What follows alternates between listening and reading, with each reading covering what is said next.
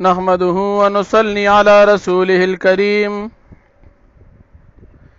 أما بعد فأعوذ بالله من الشيطان الرجيم بسم الله الرحمن الرحيم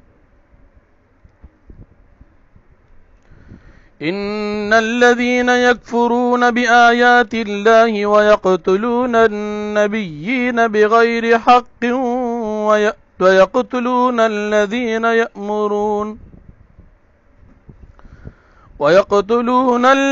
يأمرون بالقسط من الناس فبشرهم بعذاب أليم صدق الله العظيم. سورة آل عمران دریم پارا 21 نمبر آیت دی. د دې رکوع د مخکې رکوع سره ربط او مناسبت دا دی چې په مخکې رکوع کې د عیسیانو سرکشي د نبی کریم صلی الله علیه وسلم په مخالفت کې ذکر شوه. په دې رکوع کې هم د اهل کتاب و بنی اسرائیل سرکشي الله پاک ذکر کوي چې دا بنی اسرائیل د پیغمبرانو قتل عام د ځان د پاره جایز ګڼي، بلکې دا بنی اسرائیل لګیا دي د پیغمبرانو قتل عام کوي. او په دې ځای کې الله پاک صيغه د مضارع راوړه. مفسرین تفسیر کې فرمایي چې صيغه د مضارع د دې د پاره راوړه چې دا بنی اسرائیل لا د قتل د پیغمبرانو نه منع نه دي، تر دې چې د هر پیغمبر قتل دوی کوي. د نبی کریم صلی الله علیه وسلم په باره کې هم دوی د قتل منصوبې تیاری، نو دوی لا اوسم لګیا د پیغمبرانو قتل عام کوي. نو په مخکې رکوع کې د اهل کتابو عیسیانو سرکشي ذکر شوه، او په دې رکوع کې هم د اهل کتابو سرکشي د پیغمبرانو قتل عام دا ذکر کیږي.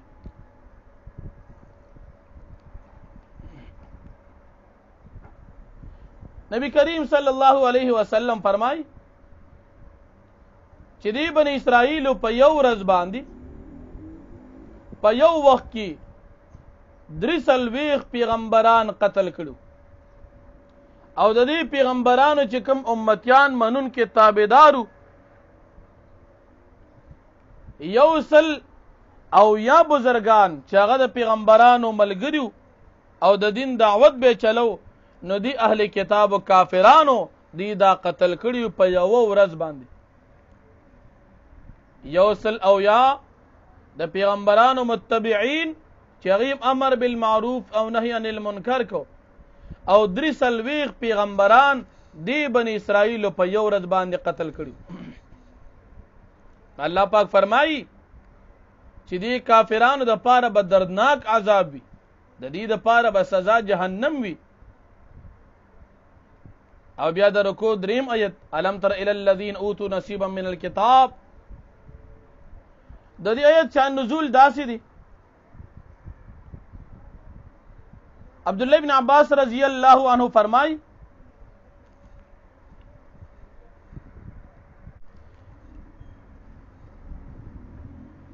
په خیبر کې 2 کسان، یو نارینه او بل زنانه دی، خپل منځ کې بدفعلی وکړه، زنا یې وکړه.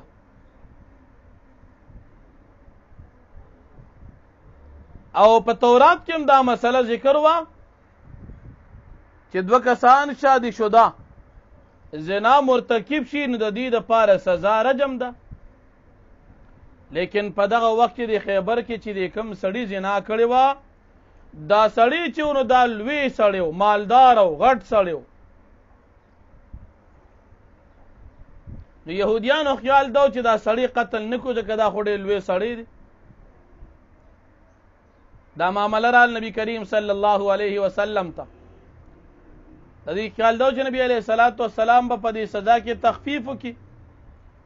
نبی علیه الصلاۃ والسلام حکم وکړو چې دا خدو سړی دواړه قتل کی رجم کړي.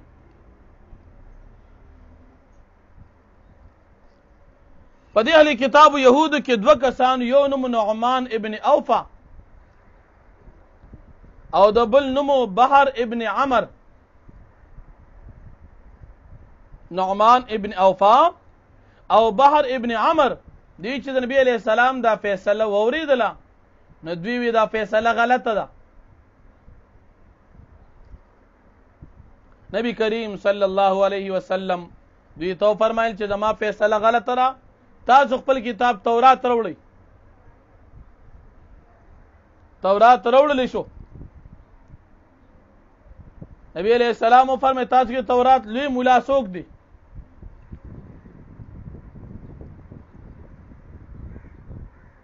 دی پکې یو عالم یاد کړ چې هغه د فدق اوسیدونکو عبد الله ابن سوریا دا غټ يهوديو یو سترګ باندې وړوندو او د دې عبد الله بن سوریا د علامتو نبی کریم صلی الله علیه وسلم ته جبرئیل علیہ الصلوۃ والسلام خودلیو چې کله دی نبی علیہ السلام په خدمت کې حاضر شو. نبی علیہ السلام ته فرمایي ابن سوریای د جواب ورکاو ابن سوریایم. نبی علیہ السلام ته پوښتنه کې ته په يهودو کې لوی مولای د وی اوز په يهوديانو کې د تورات لوی مولایم. نبی کریم صلی الله علیه وسلم د توبې چې هغه آیاتونه په تورات کې وایي چې په کم کې د رجم متعلق حکم دی د تورات شروع کو چې تورات شروع کو په کم ځای کې آیت د رجم راغی د رجم ول آیت باندې لاس کې خو داغه پکې پری خو دو او داغه نه مخ کې وړیدو. په دې مجلس کې حضرت عبد الله ابن سلام رضی الله عنه چې دام د يهوديانو لوی عالم مسلمان شوی دی ناشتي نبی علیہ الصلوۃ والسلام ته فرمایل چې جیدو پکې آیت درجه پرې خو دو. بیا عبد الله بن سلام رضی الله عنه په خپل باندې پاسې دو او د دې عبد الله بن سوریا يهودي کافر لاس یوچت کو او هغه آیت چې کوم دی ظالم پټ کړو هغه نبی علیہ الصلوۃ والسلام ته وریدو چې کوم شادي شوه سړی او زنانه زناو کی نو د دوی د پاره سزا رجم ده او کله زنانه حامل وي نو د دې سزا باغ وخت پورې موقوف وي کم وخت پورې بچي پیدا شي چې بچي پیدا شو داغې نه بعد به سنگسار حکم وي.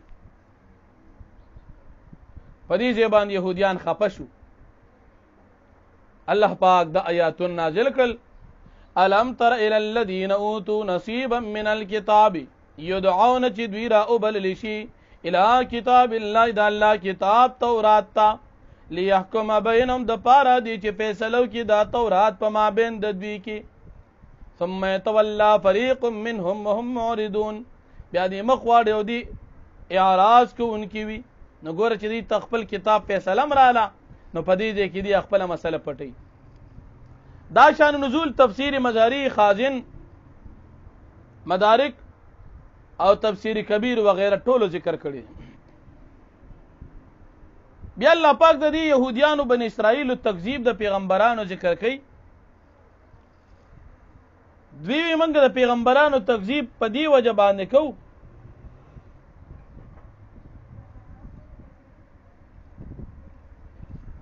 چې جهنم اور د موږ د پاره نه دی. کبل فرض موږ جهنم ته لاړم شو زیات نه زیات سلوخت ورځې به یو کم چې زمونږ مشرانو د سخی عبادت کړي هغه دویم بدی وی نه نه بنا الله واحب موږ د الله زامن د الله دوستان یو موږ د پاره سزا نشته. او دریم بداوی چې یعقوب علیه السلام سره الله پاک وعده کړی و چې ستا اولاد تبع عذاب نه ورکوم نو موږ بن اسرائیل یعقوب علیه السلام اولاد یو موږ تبع عذاب نه ملاويږي. درې خبرې دی ذکر کړي. اول خو سزا شته نه کوي سلويخت ورځي. دویم دا ذکر کړه چې موږ ابناء الله واحبا موږ د الله زامن او د الله دوستان یو موږ د پاره د عذاب سزا نشته. او دریم به وی چې یعقوب علیه السلام سره الله وعده کړی دا نو موږ د یعقوب علیه السلام بچیو موږ د پاره عذاب او سزا نشته. الله پاک فرمایي چې ولی بنوي سزا به خامخا تاسو ته وي. بیا د دې رکوع چې کوم شپږم آیت دی قل اللهم مالک الملک تؤتي الملك من تشاء. د دې آیتونو شان نزول داسې دي د غزوه خندق په موقع باندې نبی کریم صلی الله علیه وسلم صحابه کرامو ته د خندق کنيستو حکم وکړو او هر لسو کسانو ته سلويخ غزه فاصله ورکړه چې تاسو دا اوکنی د مدینه منورې نه غیر چاپیره خندق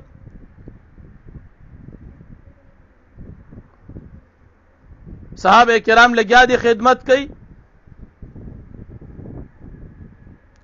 یو غټ کانی پکې وروته چې پاغي باندې بل کار نه کولو نبی علیہ الصلوۃ والسلام ته خبرداري ملو شو چې یو غټ کانی په خندق کې وروتي رغي باندې د منګ گزار کار نه کوي نبی علیہ السلام په خپل باندې راغی او د حضرت سلمان فارسی رضی الله عنه نه پلک واغستو او د کانی تیرا واچو یو گزاره چې ورکو ناغینه شعله لاړه رڼا تی لاړه نبی علیہ الصلوۃ والسلام او فرمایل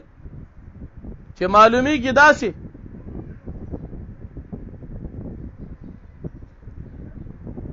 نبی علیہ الصلوۃ والسلام په دې باندې الله اکبر आवाज وکړو صحابه کرام आवाज وکړ الله اکبر نبی علیہ الصلوۃ والسلام او فرمایل چې ما ته په دې کې د شام کوم محلات دي هغه کار شو چې دویم گزاره ورکو هغه نه بیا رڼا لاړه شغله لاړه نبی علیہ السلام بیا الله اکبر صحابه کرام بیا او نبی علیہ السلام بیا او فرمایل ما ته په دې رڼا کې د روم محلات کار شو چې دریم گزاره ورکو او دا غینم رڼا لاړه نبی علیہ الصلوۃ والسلام او فرمایل چې ما ته په دې کې صنعا د یمن خار داغي محلات کار شو او جبرئیل علیہ الصلوۃ والسلام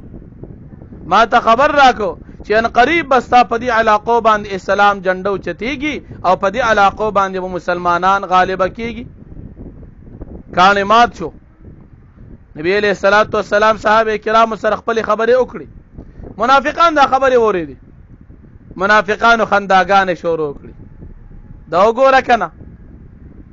د دشمن د یری د وجنه د مدینې نه غیر چاپیره خندق کني او خوشاله د روم او د یمن و غیره د ملکونو دی خپل منځ کې مناوهي عجیبه خبره ده دا ډرامې شروع کړي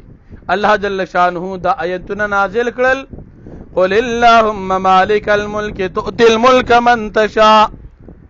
وتنزع الملك ممن تشاء وتعز من تشاء وتذل من تشاء دا آیتونه الله نازل کړه دا الله خوغه د چاته عزت ورکی بادشاہي ورکی چانه اخري د الله خوغه ده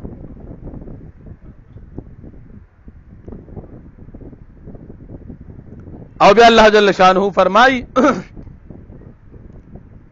چې تاسو مؤمنان کافرانو سره تعلقات مساتي د تعلقات درې قسمونه دي یو توي موالات د زړه دوستانه دویم توي مدارات ظاهري دوستانه د خلی تر حد پورې خبري خوش اخلاقی او دریم توي مواسات احسان او فایده چاته رسول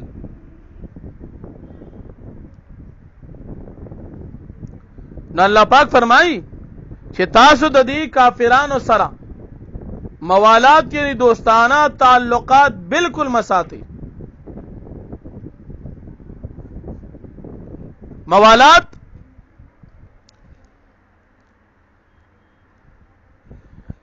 د کافرانو سره مطلقاً ناروا دي محبت ساتل ل کافر سره او مدارات په درو حالتونو کې د کافر سره جایز دي یو د کافر سره د دې وجه سم خبرې په خلی باندې کې چې داغه د ضرر نه ځان بچ کی دویم کافر دي هغه سره مدارات یعنی سم خبرې په دې بناو کې چې دې زموږ اسلام او د دین نه متاثر شي اسلام ته راوړي او دریم چې کافر دي چې تمل مشل په دې لحاظ سره هغه سره خې خبرې وکي او خپل دیني نقصان دی پکې نه وي که چرته دینی نقصان دی پکې وي نو ظاهري دوستانم د کافر سره حرام او ناروا ده او دریم قسم مواسات د حربي کافرانو سره چې هغه د جنگ په دوران کې د دوی سره ناروا دي. البته عام صورت کې چې کافر ذمي وي او جنگ جګړه د سره نه کوي یا د کافر ملک دی او جنگ جګړه تاسو نه کوي د اسلام دشمنی در سره نه کوي نو په دا بنا باندې ور سره مواسات کول جایز دي.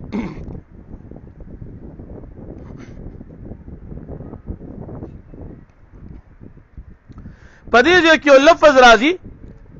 ومن يفعل ذلك فليس من الله في شيء الا ان تتقوا منهم تقاه. دا لفظ د تقاه شیعگان وی د تقانه مراد تقیه ده او تقیه دی ته وی چې مسلمان سره ځان مسلمان شمار کی يهودي سره يهودي او کافر سره کافر او شیعه سره شیعه وی دی ته تقیه وی. خبره پټول دی ته وی تقیه وی او دی د دې د پاره ځان د پاره حدیث جوړ کړی دی. حدیث جوړ کړی لا دین لمن لا تقیه له د چا د پاره چې تقیه نه وي داغه د سره دین نه وي. یا شیعگان بل حدیث جوړ کړی د خپل ځان د خېټه نه ان 9 اعشار الدین فی التقیه پلس حصو کې نه اسی د دین د تقیه کې پرتی دي او ولا دین لمن لا تقیه له دا چا د سره دین نشته چې چا د پر تقیه نه وي. دا اصول کافی د شیعگانو کتاب دی. شیعگان د نه سبا زمانه کافران دي. او بل یو حدیث جوړ کړی د ځان نه چې په مقدس مکه باندې د تقیه نه زیات بهترین بل څه نشته.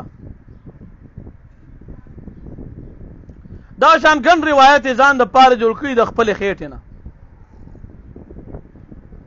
لیکن تقیه دلتا الا ان تتقوا منهم تقا. دلته دینه مراد تقیه نه ځکه چې تقیه ته منافقت وي پزله کې د بغض او دشمنی ظاهرا وسرخی خبره کې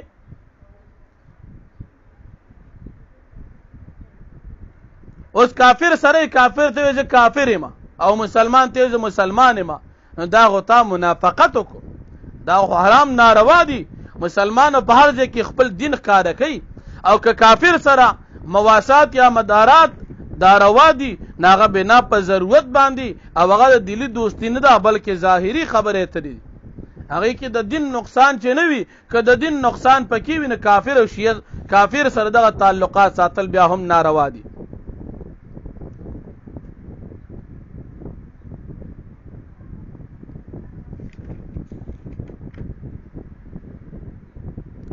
نو الله جل شانه فرمایي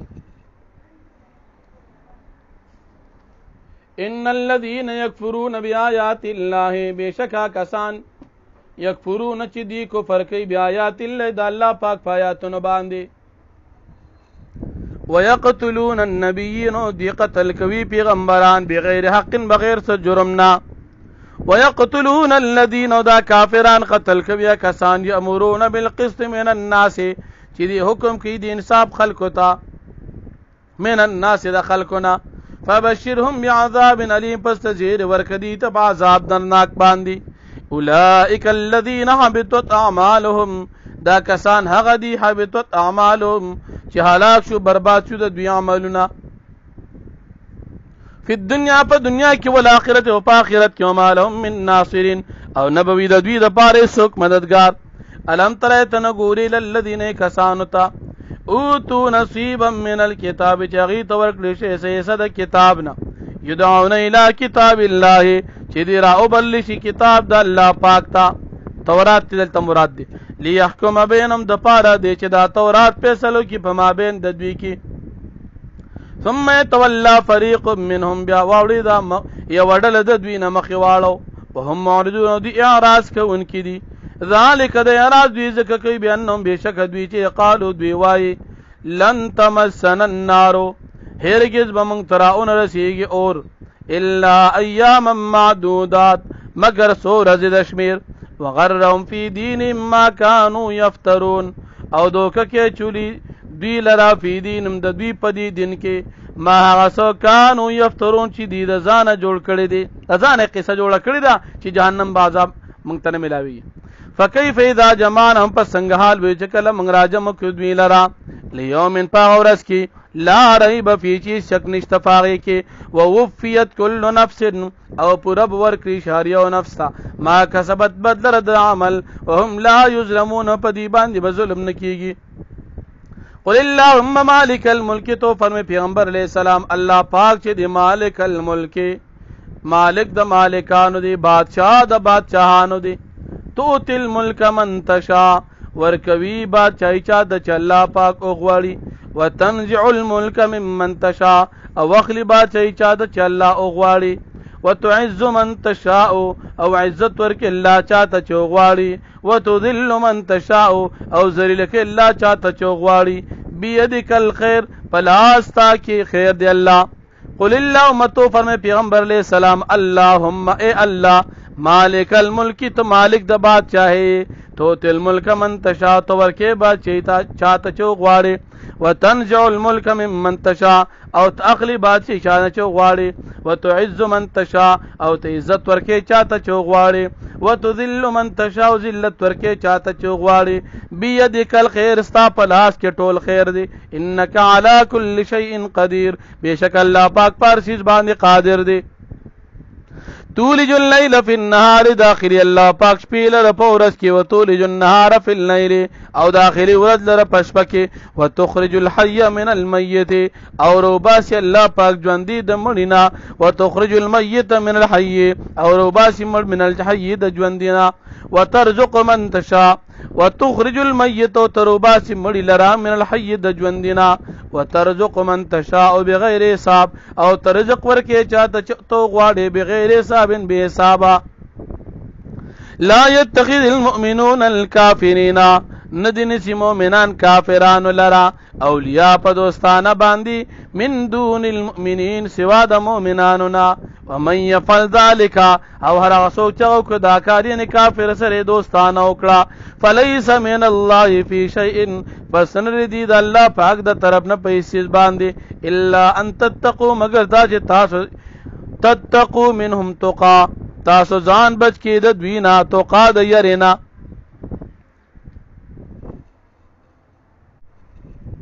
یعنی کافر سره د کافر د یری په بنا باندې تاسو خصلوکو کې احسان ورسره کې یا سره سم خبرو کې نو پدی باندې بیا ګناه نشتا خدام ظاهرا حقیقت کې به کافر سره دوستانه نه کوي نو دلته تقیه مراد نه را چې کوم د شیعاګانو د دین یو خاص حصہ ده ويحذركم الله نفسا او تاسو یری الله پاک د خپل ځان نه و الى الله المصير د الله پاک ته واپس تاسو ټول دا قلت فرمای پیغمبر علیہ السلام ان تخفوا ما في صدوركم کچره تاسو پټوي ما هغه سو فی صدورکم هغه چې تاسو پسینو کې دي او تبدوه یا تاسو کار کوي يعلمه الله فی جل پاک باندې ويعلم ما في السماوات وما في الارض او الله پاک فیږي پاغه چې پاسمانونو کې دي او ما پاغه سبان دي په لرد چې پزمکه کې دي والله على كل شيء قدير او الله جل شانو پارسیز باندې قادر دي یوم پاغورت باندې تجد كل نفس چې مومي بهر یو نفس ما عملت بدل دا عمل چې د کم کړي وي من خیر د نیکه نه محضرا حاضرا وما عملت دا چې د کړي وي من سوء د بدینا تود لو ان بينها وبينه امدا بعيدا محبوب بغنی دا کافر دا بد عمل چا چې بد عمل کړي کا چې وی پما بین د دې عمل او پما بین د دې انسان کې امدا بعيدا فاصله جدای ډیرا ويحذركم الله نفسا او يري الله پاک تاسو د خپل ځان نه والله رؤوف بالعباد او الله جل شانو ډیر مهربان دي په خپل بندگانو باندې واخر دعوان الحمدلله